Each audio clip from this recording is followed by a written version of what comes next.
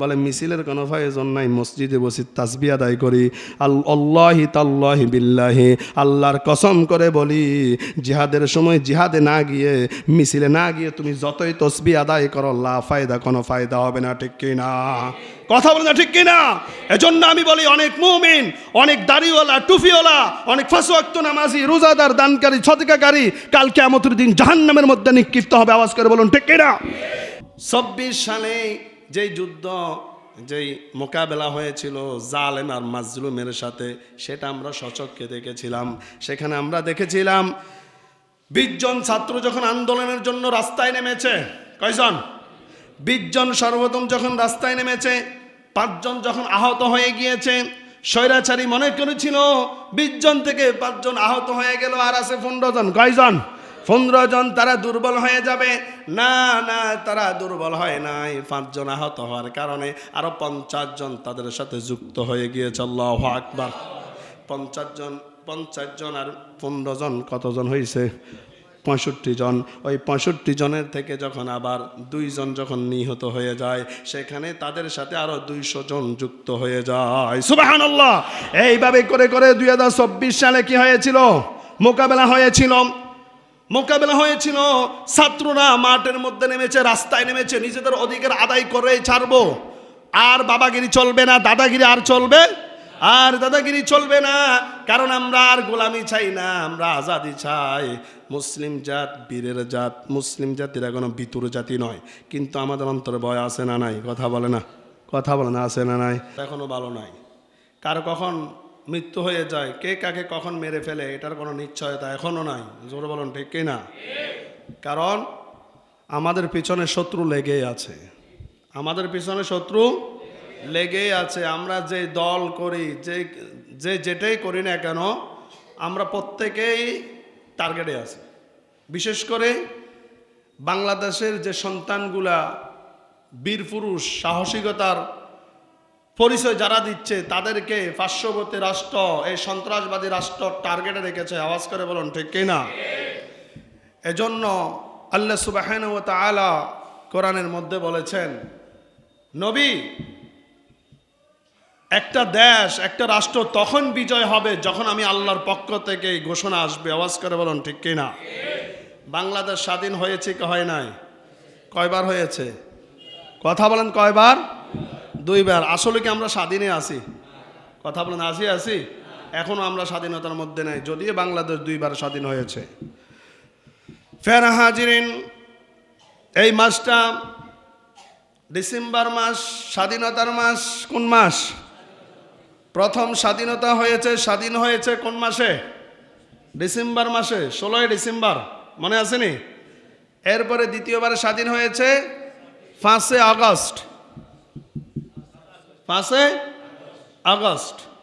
দেশের জন্য, ভাষার জন্য, ধর্মের জন্য, দিনের জন্য যারা জীবন দেয়, শহীদি হিসাবে আল্লাহর কাঠগড়ায়, আল্লাহর কাছে, আল্লাহর খাতায় শহীদ হিসাবে লিপিবদ্ধ করেন কে? এজন্য রব্বুল আলামিন বলছেন, এই বিজয় দিবস সম্পর্কে, বিজয় সম্পর্কে একটা সূরা আল্লাহ তাআলা নাজিল করলেন, যেই সূরাটার নাম হচ্ছে সূরাতুন নাসর। নাম কি? যেটা আমরা ফুরকানিয়াতে পড়েছিলাম, ইযা জাআ নাসরুল্লাহি ওয়াল ফাth ورأيت الناس يدخلون في دين الله أفواجا فسبح بحمد ربك واستغفر إنه كان توابا। আওয়াজ করবেন আল্লাহু আকবার। রব্বুল আলামিন বলেন, ও নবী, ইযা জা নাসরুল্লাহি ওয়াল ফাth, যখনই আমি আল্লাহর সাহায্য আসবে, যখনই আমি আল্লাহর পক্ষ থেকে সাহায্য চলে আসবে, তখন ইসলাম বিজয় হয়ে যাবে, দেশটা বিজয় হয়ে যাবে, মুমিনরা বিজয় হয়ে যাবে, মুত্তাকিরা বিজয়ের হাসি হাসবে। আল্লাহু আকবার। ওয়ারাআইতান নাস ইয়াদখুলুনা ফি দীনিল্লাহি আফওয়াজা, নবী হে, যখন আমি আল্লাহর পক্ষ থেকে সাহায্য আসবে, তখন একজন দুইজন করে নয়, অসংখ্য অগণিত দলে দলে বংশের সবাই, গোত্রের সবাই, পরিবারের সবাই, এলাকার সবাই, মহল্লার সবাই দলে দলে ইসলাম ধর্মের মধ্যে যোগদান করবে, কালিমার পতাকা তলে চলে আসবে। আল্লাহু আকবার। ইযা জা নাসরুল্লাহি ওয়াল ফাতহু ওয়া রাআইতান নাসা ইয়াদখুলুনা ফি দীনিল্লাহি আফওয়াজা। আল্লাহ বলেন, যারা যখন আমি আল্লাহ তাআলা সাহায্য দিব, সাহায্য আমায় আল্লাহর পক্ষ থেকে আসবে, তখন এই ইসলামের দিকে, আমি আল্লাহর দ্বীনের দিকে কালিমার পতাকা তলে যাকে যাকে দলে দলে অসংখ্য ইহুদি খ্রিস্টান ইসলাম ধর্ম গ্রহণ করবে। সুবহানাল্লাহ। প্যারা হাজিরিন, এই বাংলাদেশ স্বাধীন হয়েছিল ইহুদি খ্রিস্টান মুশরিক মুনাফিক জালেমদের সাথে যুদ্ধ করার জন্য ঘোষণা দিয়েছেন একজন, তিনি কে? কথা বলে না, তিনি কে? মুনাফিকদের সাথে যুদ্ধের ঘোষণা দিয়েছেন। এজন্য গত বছর যে যুদ্ধটা হয়েছিল সেটা হয়েছিল জালেম আর মাজলুম। কথা বলেন ঠিক কিনা? জালেমদের বিপক্ষে মাজলুমরা যুদ্ধ করেছিল, আল্লাহ তাআলা সাহায্য করেছেন, যার কারণে বিজয় ঘোষণা দিয়েছেন একজন, তিনি কে? রব্বুল আলামিন বলছেন, যখন যুদ্ধের জন্য, ইসলামের জন্য, দ্বীনের জন্য, ধর্মের জন্য, নিজের অধিকার আদায় করার জন্য ইমানি শক্তি নিয়ে যে বীর পুরুষ মাঠের মধ্যে, রাস্তার মধ্যে নেমে যাবে, 20 জন বীর পুরুষ 200 জন কাফের আর নাস্তিককে পরাজিত করবে, ওই 20 জন মুমিন, 20 জন বীর পুরুষ তারা বিজয়ের হাসি হাসবে। আল্লাহু আকবার। আবার আল্লাহ তাআলা বলছেন, ইয়া আইয়ুহান নাবিয়্যু হাউযিল মুমিনিনা আলাল কিতাল ইন মিনকুম 20 সাবিরুন ইয়াগলিবু 200। রব্বুল আলামিন বলেন, এমন 20 জন বীর পুরুষ যাদের ইমানের, যাদের অন্তরের মধ্যে, যাদের কলবের মধ্যে ইমানি শক্তি আছে, যারা যুদ্ধের ময়দানে যখন যায় তখন এই নিয়ত করে, মরলে আমি শহীদ, বাঁচলে আমি গাজী। আওয়াজ করে বলুন ঠিক কিনা?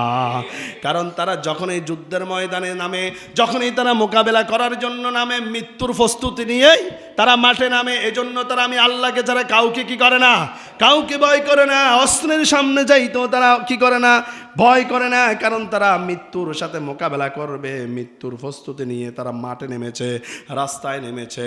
এজন্য ওই 200 জন কাফের আর নাস্তিককে কতল করা, হত্যা করা 20 জন মুমিনের কাছে ব্যাপার না। জোরে বলুন ঠিক কিনা? আবার রব্বুল আলামিন বলছেন, ওয়া ইয়াকুম মিনকুম মিআতুন ইয়াগলিবু আলফাম মিনাল্লাযীনা কাফারু বিআন্নাহুম কওমুন লা ইয়াফকাহুন। রব্বুল আলামিন বলেন, কাফেরের সংখ্যা যদি বেশি হয়, কাফেরের সংখ্যা যদি অগণিত হয়, সেখানে যদি ইমানি বীর পুরুষ 100 জন বীর পুরুষ যদি রাস্তার মধ্যে নেমে যায়, ওই 100 জন বীর পুরুষ নাস্তিক মুশরিক আর কাফেরদের 1000 লোকদের সাথে মোকাবেলা করতে পারবে, তাদেরকে সাহায্য করবেন একজন, তিনি কে? এটা আল্লাহর কোরআনের কথা। কিসের কথা? কোরআনের কথা। এজন্য জিহাদ, নামাজ যেমন ফরজ, রোজা রাখা যেমন ফরজ, যাকাত দেওয়া যেমন ফরজ, ঠিক তেমনি ভাবে অন্যায়ের বিরুদ্ধে প্রতিবাদ করাও, জিহাদ করাও ফরজ করেছেন একজন, তিনি কে? এখন এই জিহাদের কথা মসজিদে আলোচনা করলে, মাহফিলে আলোচনা করলে বলে, হুজুর জঙ্গি। জোরে বলুন নাউজুবিল্লাহ। আমি যেই কথাটা বলতেছি এটা আমার বানানো কোনো কথা না। কার কথা? কথা বলে না, কার কথা?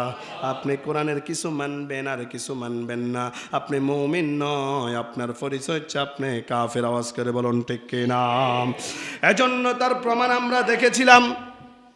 আমরা 71 সালের যুদ্ধ আমি দেখি নাই, আপনারা অনেকেই দেখেছেন, মুরব্বী অনেকে দেখেছেন, আবার আমার বয়সে যারা আছে অনেকেই দেখেন নাই।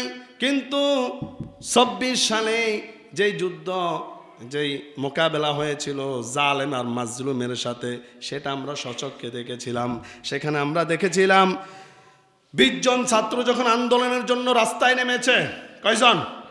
20 জন সর্বপ্রথম যখন রাস্তায় নেমেছে, 5 জন যখন আহত হয়ে গিয়েছে, স্বৈরাচারী মনে করেছিল 20 জন থেকে 5 জন আহত হয়ে গেল, আর আছে 15 জন। কয়জন? 15 জন। তারা দুর্বল হয়ে যাবে। না না, তারা দুর্বল হয় নাই। 5 জন আহত হওয়ার কারণে আরো 50 জন তাদের সাথে যুক্ত হয়ে গিয়েছে। আল্লাহু আকবার। 50 জন আর 15 জন কতজন হয়েছে? 65 জন।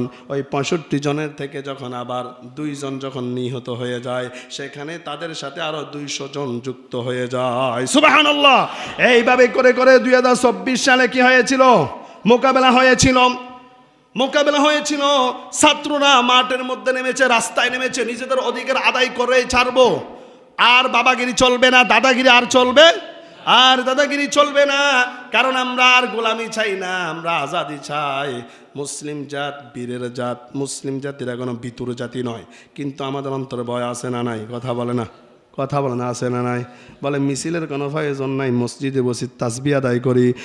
আল্লাহি তাল্লাহি বিল্লাহি, আল্লাহর কসম করে বলি, জিহাদের সময় জিহাদে না গিয়ে, মিছিলে না গিয়ে তুমি যতই তসবিহ আদায় করো, কোনো ফায়দা হবে না। ঠিক কি না? কথা বলে না, ঠিক কি না? এজন্য আমি বলি, অনেক মুমিন, অনেক দাড়িওয়ালা, টুপিওয়ালা, অনেক 5 ওয়াক্ত নামাজি, রোজাদার, দানকারী, সদকাকারী কাল কিয়ামতের দিন জাহান্নামের মধ্যে নিক্ষিপ্ত হবে। আওয়াজ করে বলুন, ঠিক কি না? ফেরা হাজিরিন, এজন্য বাংলাদেশের এখন যে ভয়াবহতা, বাংলাদেশের এখন যে অবস্থা, পার্শ্ববর্তী রাষ্ট্র, ওই সন্ত্রাসবাদী রাষ্ট্র বাংলাদেশটাকে উঠতে দিবে না। বিগত দিন উঠতে দেয় নাই। কি করতে দেয় নাই? উঠতে দেয় নাই। তারা এখনও চাচ্ছে বাংলাদেশ যেন উঠতে না পারে, বাংলাদেশকে কিভাবে ধ্বংস করা যায়। এজন্য তাদের চিন্তা ফিকির আছে না নাই? কথা বলে না, আছে না নাই? তাদের চিন্তা ফিকির আছে। এখন তাদের সাথে যারা আপোষে যাবে, তাদের সাথে যারা বন্ধুত্ব করবে, তারাও এক একটা নাস্তিক, তারাও এক একটা আমাদের শত্রু। আওয়াজ করে বলুন, ঠিক কি না? এজন্য রব্বুল আলামিন বলেন, কাফের, ইহুদি, খ্রিস্টানরা যতই চক্রান্ত করবে, যতই কৌশল করবে, আমি আল্লাহর পক্ষ থেকে যখন সাহায্য আসবে, আমি আল্লাহ যখন সাহায্যর হাত বাড়িয়ে দেব, ওই নাস্তিক আর মুশরিক, কাফের, ইহুদি, খ্রিস্টানরা কিছুই করতে পারবে না। আওয়াজ করে বলুন, ঠিক কি না? ফের হাজিরিন, যদি আমরা অতীতের যুদ্ধের ঘটনাগুলো আমরা জেনে নিই, দেখবেন উহুদের যুদ্ধে মুসলিম সৈন্য ছিল 700 জন। কতজন? 700 জন। কাফেরদের সৈন্য ছিল 3000। কত হাজার? তাহলে কাফের সংখ্যা বেশি না কম? কিন্তু বিজয় হয়েছে কে? মুসলমান বিজয় হয়েছে। এরপরে আসেন, মক্কা বিজয়ীতে মুসলিমদের সৈন্য সংখ্যা ছিল 10,000 জন। কত হাজার?